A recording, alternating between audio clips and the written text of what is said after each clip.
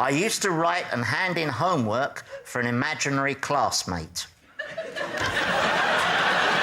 So, you used to do homework for an imaginary classmate and hand it in to the teacher? Yeah.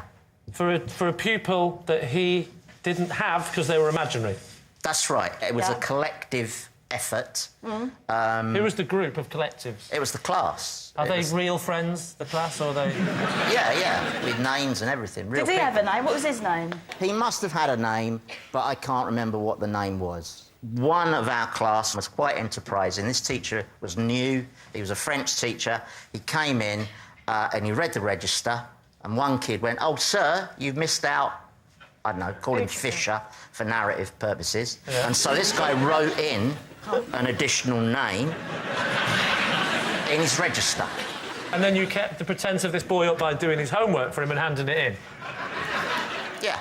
And just out of interest, this teacher, when he handed the homework back, did he come up to you and go, "Give that to Fisher"? Well, that would have been a problem. Right. But he wasn't a great teacher. He couldn't remember my name. I sat near the window, so he called me Windows. Was he a French teacher, did you say? Yeah. He didn't call you Windows, then?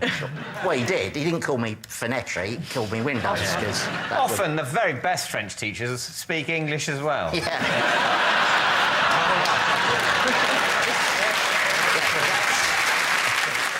Who sit his exams for him, though? You couldn't sit his exam papers. He was off sick quite a lot. Oh, right. So at which point did you own up and say, "Look, sir, Fisher..."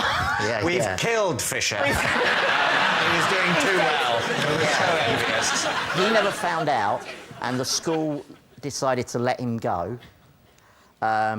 So, as I recall, came in and ticked us off and said that he wasn't prepared to tolerate fictional children at his school. I think that's what he said. So, Lee Mack, what are you thinking? I can't believe it, because I just don't think kids would create that much work for themselves. There's a lot of factors that have to be true here. There has to be. They all get together and agree to do it. Yeah. We have to believe the teacher never looks up during the register. Yeah. And that Fisher was off a lot. Fisher wasn't there every morning. Fisher was never there, Andy.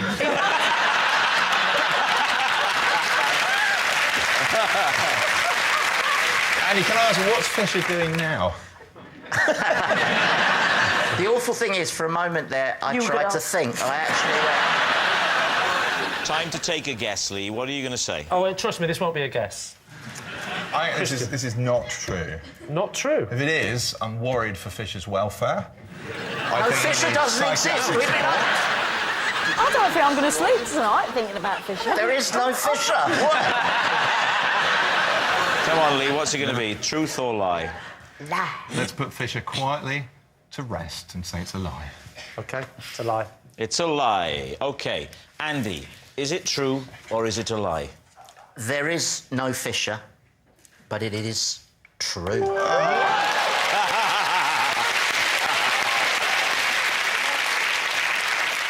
So what happened to Fisher, then? Yes, it's true. Andy did write and hand in homework for an imaginary classmate. Now, remember, it's funny to have imaginary friends at school, but when you start signing on for them, it's fraud.